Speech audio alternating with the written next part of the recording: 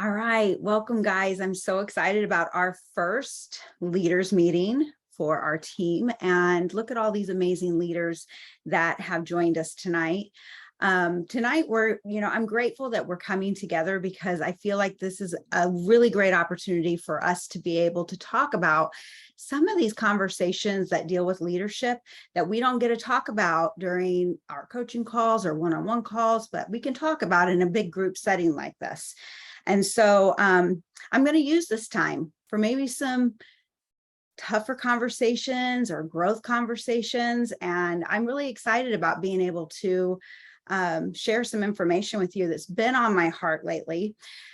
So today I've been writing lots of notes, and the topic for discussion for me tonight is going to be a simple one that says, I have a Plexus Biz, now what?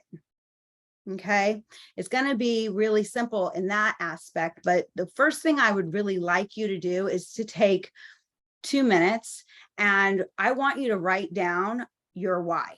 Why did you start this Plexus business? Why did you think it was important enough to share your share this opportunity, share the products with somebody else? What is it that inspired you to do that?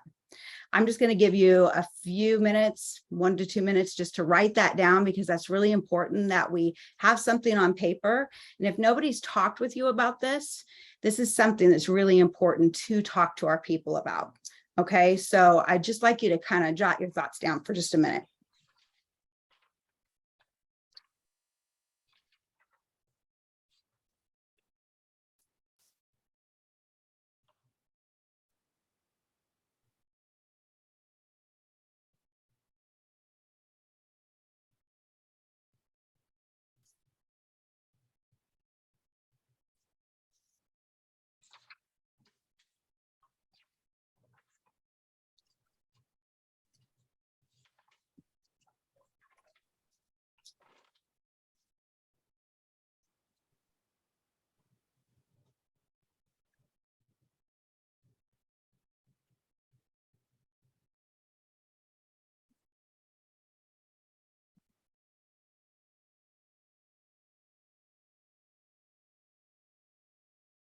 Okay, when you guys are ready, you just kind of look up at me and I'll know that you're ready to go.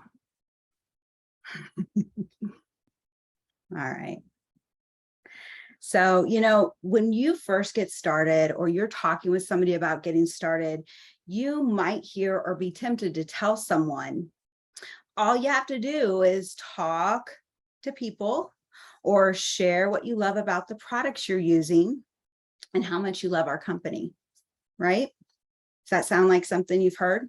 Sounds easy, right? Well, if you were a person that got started and then found yourself thinking this isn't as easy as I thought it might be, those are the things that I want to validate for you. Okay. The talking part may be easy for some, but the truth is any business is going to test you at some point in the journey. Okay. It's going to test you in ways you've never imagined in some way, in some areas. It's going to have you experience highs and lows. It's going to ask you to dig deep. If this is a business that really means something to you, you're going to set goals that are scary. You're going to learn resilience. You're going to become very clear about what matters to you in life and what you want. You might even find yourself stretching yourself a little to grow. You will be tested, and you'll often even find things about your own shortcomings that you maybe didn't know or didn't like. You don't like. But when I say that I can validate you on these things, I mean it, because this business, it isn't easy, but what it is simple. Okay, it's extremely simple when we follow the process. Your next thought might be, if it's so simple, why do people sometimes not succeed? Okay, that's a question that we often get, right? So there's a few reasons. I've been reading this amazing book. Of course, Get Over Your Damn Self right here. Okay, and she shares some 4 key reasons why people don't succeed, and they were pretty spot on. And some of the things, number one, she talks about they're not coachable. Okay. Being coachable, as I said earlier, let me step back a minute. Remember that following this business follows a simple process. Okay. So you really have to have zero experience. And if you're willing to commit to following the systems, get plugged into the resources, become a student of the business, get into action, and be willing to be coachable, you can succeed. Bottom line, if you want this and you declare to yourself, I want to make a commitment to be 100% coachable, it can happen. I do believe that. Reason 2, that sometimes things will not succeed is they don't treat this like a business. Facts are facts, and we know that. If you treat your business like a hobby, you will be paid like a hobby. If you want to have business pay, you have to show up and you have to treat your business as such. It's just the truth. Unfortunately, most people that get started, they are hoping that everything's just going to fall into their lap, and they maybe don't have to be consistent, and they don't have to commit to a certain thing. They don't have to commit to a certain time. But that's just not the case in any area of anyone's life, in anything that's worth anything, right? So those are the things that we have to be willing to show up consistently to things. Reason 3 of why they might fail is they're not willing to get uncomfortable. Okay. This business requires you to get comfortable being uncomfortable.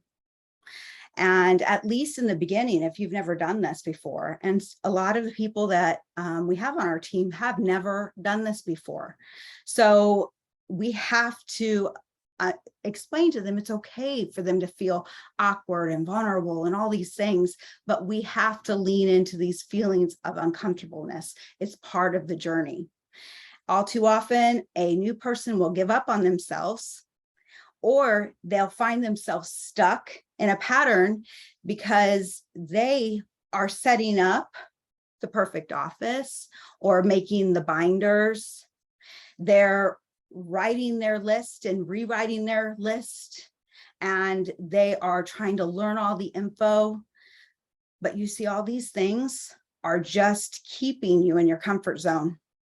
We have a system with our Plexus that you earn while you learn, and we have to encourage our team to do this.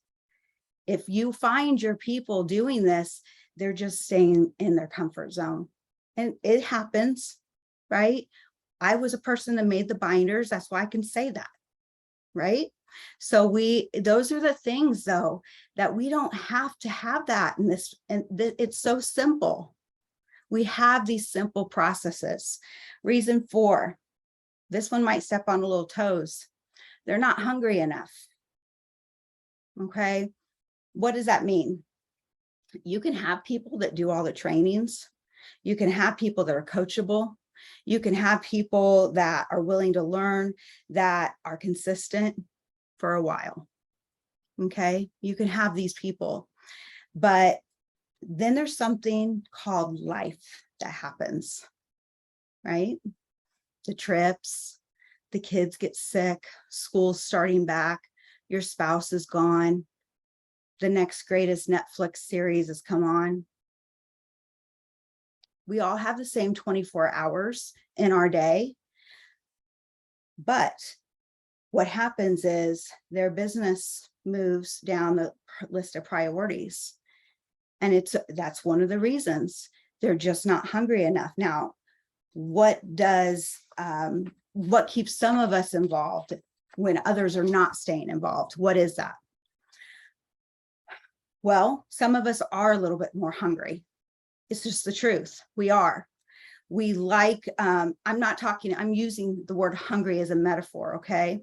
But some of us don't like how we're living. Some of us have financial things that we need to work for. Some of us need the extra income. We have reasons that we're hungry to work this business. Some have planted a dream inside of themselves and they want to fulfill that dream. that keeps them motivated. Now, I'm not suggesting that you cannot be successful in this business without being hungry for more. Okay, I'm not suggesting that that can't happen. You can work through some of the ranks and do that. But to have a six-figure income, you have to do some of these things that I'm talking about. Okay. So what is it that you have got to, or whatever it is, it has to be so important that it keeps you in action. It will help you with commitment and consistency. It's got to inspire you enough to get you up every day. It's got to inspire you enough to make one more phone call, to reach out to one more friend. It has to inspire you enough to reconnect with that prospect that you've been really scared to reach out to or reconnect with. It has to inspire you. So whatever this thing is, when we are tired, when we are just not being able to keep ourselves motivated, we have to have this thing that we can rely on that keeps us pushing. So what is that thing? And that thing is called your why. So what you wrote down today, does that keep you motivated like that? That's a good question.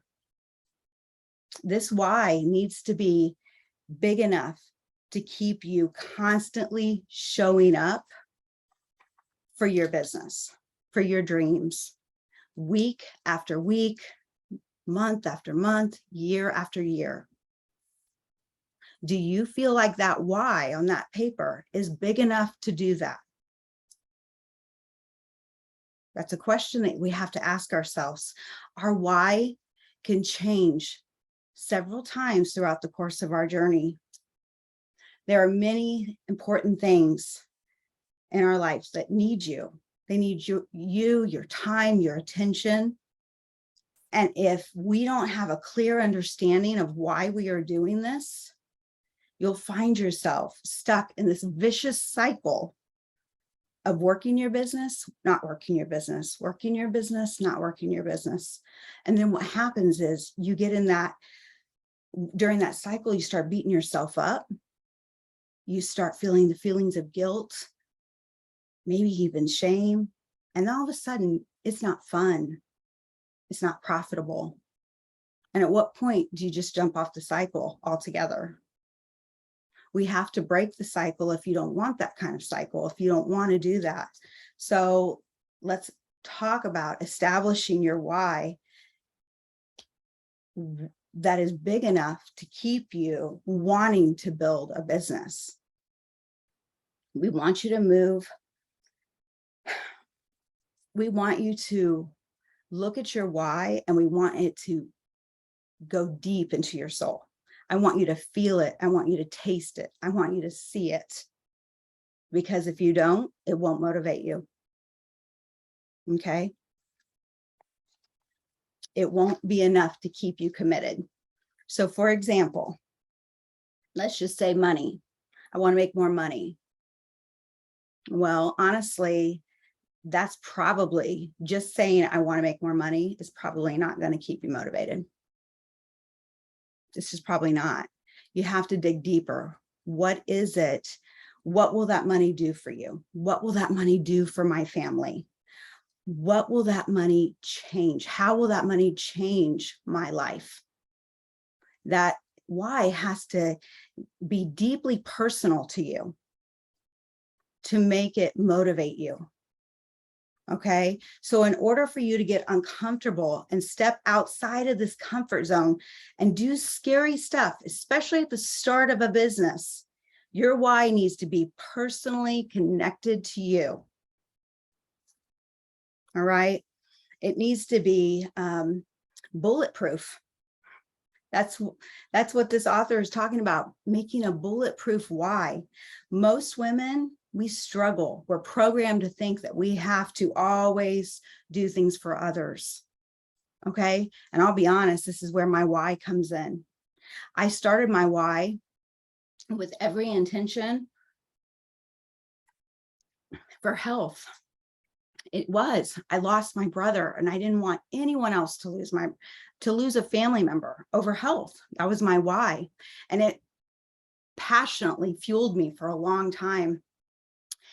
And then I said I wanted a why that, and this is going to get personal, guys. So it's like recording, woo. And then I said, my why is to help pay my son's college. That wasn't enough to motivate me. Isn't that sad? But it's true. It's true. The truth of the matter is, if I really dug at that and I peeled back what that why was, it was that I have lived paycheck to paycheck. I did live a time where I could never add to savings. I did have a time in my life that I had to ask for every purchase made. It bothered me. That became my why, that I didn't want to ask for permission. Okay. Now, some may say that's selfish, and I don't care, because it got me motivated enough to get up and do something about it. Because if my kids wanted something, I didn't want to have to go ask permission to do it. And that's how I felt. Okay. And I'm not saying that that's a wrong system for people. That's totally however you guys do your bills. I'm saying that I didn't like the paycheck to paycheck feeling, and that I didn't like it. Okay. But me just saying, my why is to help pay for my son's college, it wasn't personal enough. Does that make sense?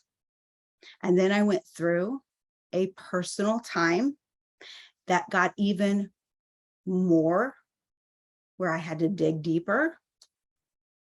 And I realized I don't ever want to be in a situation that I couldn't provide for myself. Okay. I was at a place in my life where my husband and I walked through some troubled times, and I didn't feel like I had a choice at all. I didn't have any way to support my family, and it bothered me to my core. Now, some may again say that this is a selfish thing. It's not. For me, I want to be able to provide for my family. Now, Jason and I can do it together. We're together, but I want that. I want to be able to do that. That's important to me. It motivated me to find a deeper personal why. Okay. That's hard for me to sit and share, especially being recorded. Okay. This is difficult for me. So I'm asking you to peel back this why for yourself. I want you to, so if you're thinking about your why, or you're rethinking about it, it's okay to be a little selfish here. All right. I want you to shift that mindset. I want you to get rid of the programmed ideas that we always have to be selfless here, because in this circumstance, you're going to use your personal why to help build so much for others in the future. And that is what I want you to focus on. I want you to focus on the fact of what motivates me to my core, what gets me going, so I can in the future focus on others. Okay. So if you're struggling to get to the real why, I want you to think again about that onion, and it has many layers. So as you're exploring it, ask yourself, well, why is that? Why is that? Keep asking it. And I'm going to tell you, the real why will be the one that makes you get uncomfortable. It stretches you. It will ask you to grow, and it will ask you to consistently show up. Okay. If your why isn't making you do that right now, you haven't peeled back enough layers. Okay. So when you look at your why on your paper, if your why does not make you do that, or if the people on your team, when you're talking to them about their why, if you find that they're struggling to show up, you have not helped them dig deep enough to their real why. And it's okay to help them do that. All right. So for action, okay, I do want you to identify your real why. It's not going to happen tonight on the call. All right. This is going to take a little time. I want you to remember to ask yourself, why is that, as you're peeling back this layer and layer and layer, because it took me a while to do this too. I want you, the why, I want you to ask yourself, why is your why important to you? Okay, why is it important? I want you to get very specific about this. How do you see this changing your life? How do you see it affecting your family? How is this going to be helping you get where you want to be long term?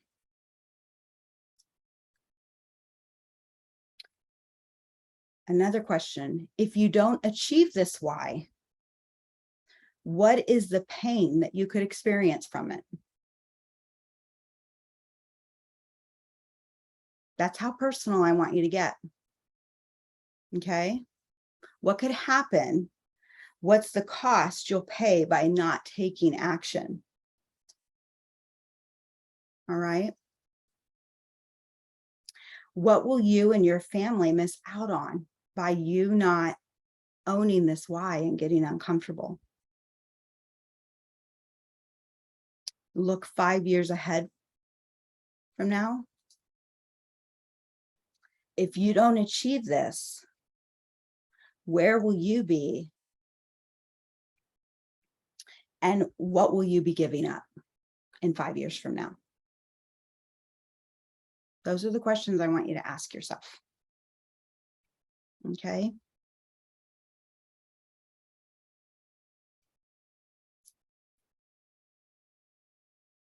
All right. That is my call for finding your why.